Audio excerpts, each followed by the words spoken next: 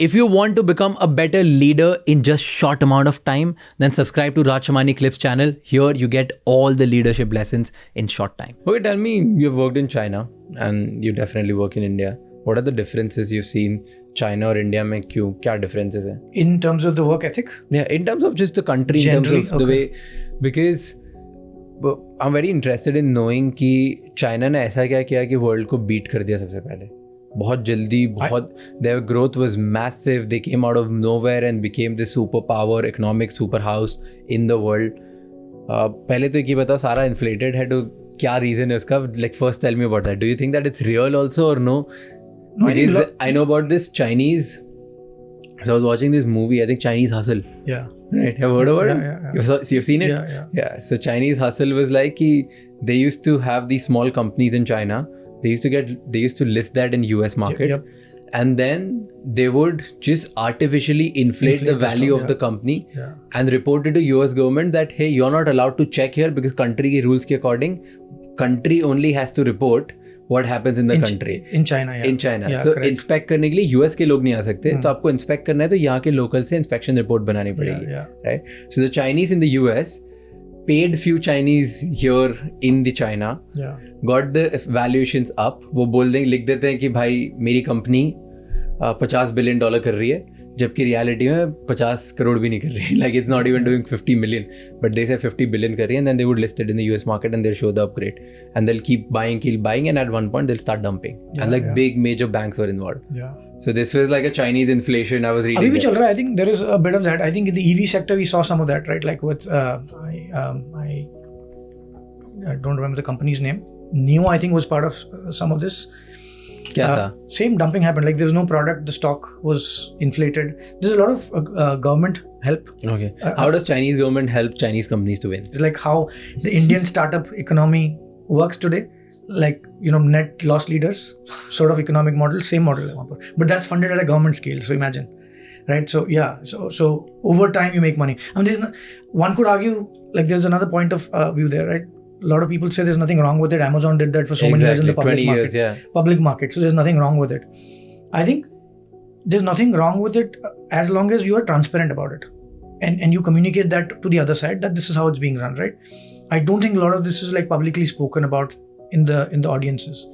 So that's where it becomes a little interesting. But otherwise, I think going back to your question on how is China different in terms of what I've seen differently, I think the sheer hard work that people put in is crazy.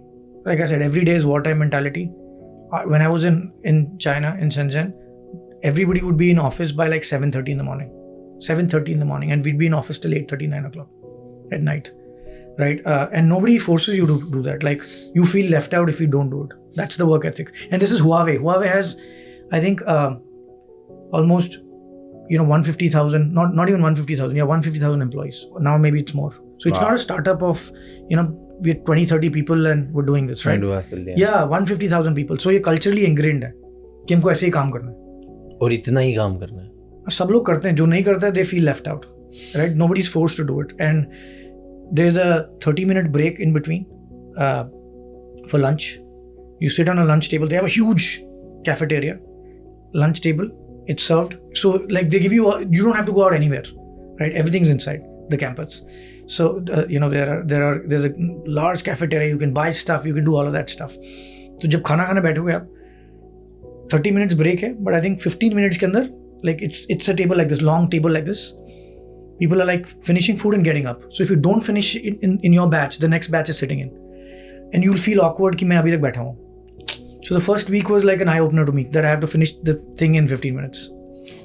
Right? That's where I learned my chopstick skills. Right? Yeah, because in 15 minutes you have to finish that stuff and you're eating rice with a chopstick. Yeah. And you need to get out, right?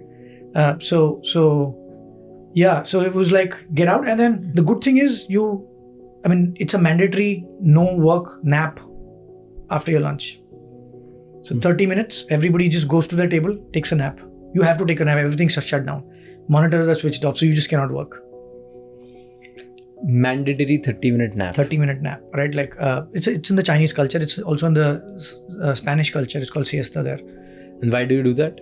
it's a power nap. So it makes you like, you don't feel like, it feels like you just started work then once you wake up and start working. So when you think about it, 7:30 to 9 o'clock, how do you keep going? The only way you can keep going is when you take that power nap. So it almost feels like it's a fresh day. And there's obviously a lot of green tea driving that.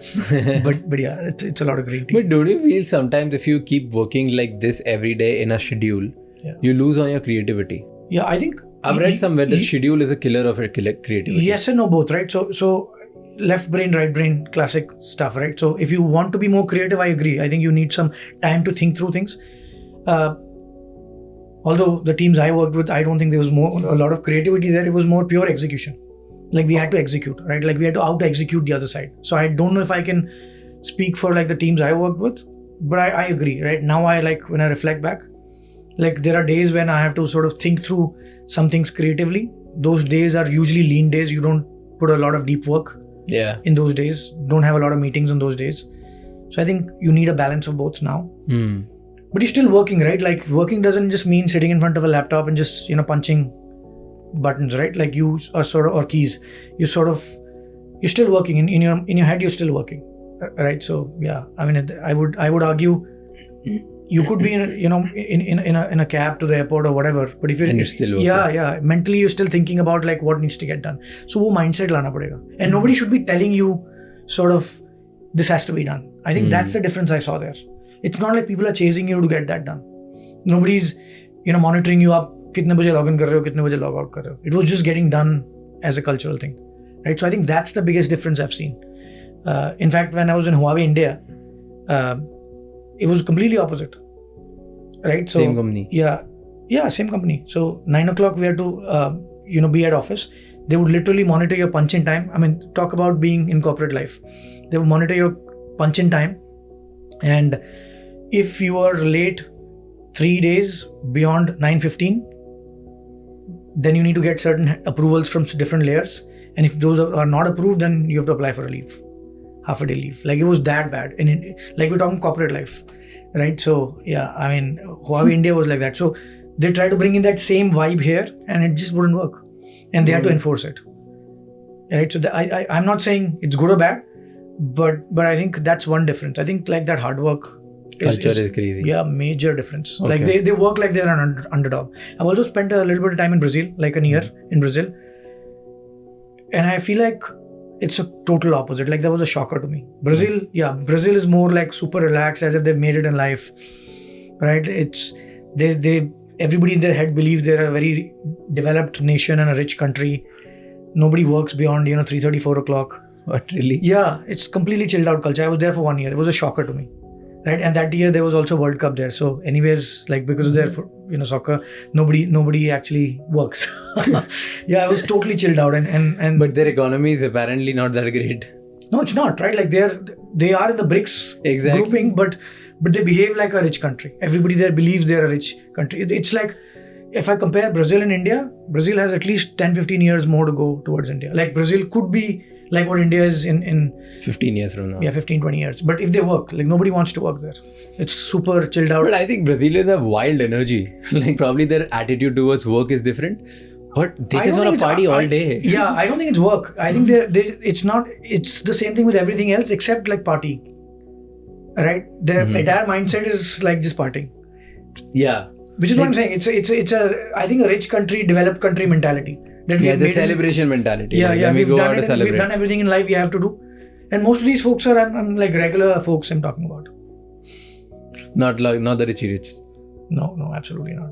Interesting. I didn't know this about Brazil. I thought probably Brazil would reflect India, Indonesia. No, I've stayed in Indonesia also like for almost 9 months. Right. Okay. So yeah, Indonesia.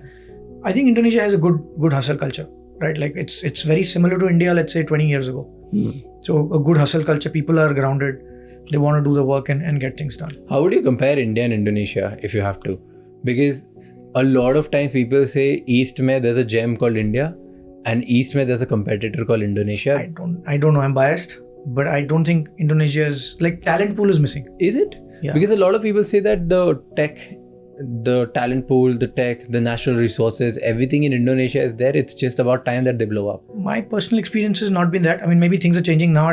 I mean, this was also a long time ago, right? Like before Plivo, which is 13 years ago. So things may have changed from a tech talent pool, but I don't think you can find the same level of tech talent, tech I'm specifically talking about, at the scale and quality you have in India.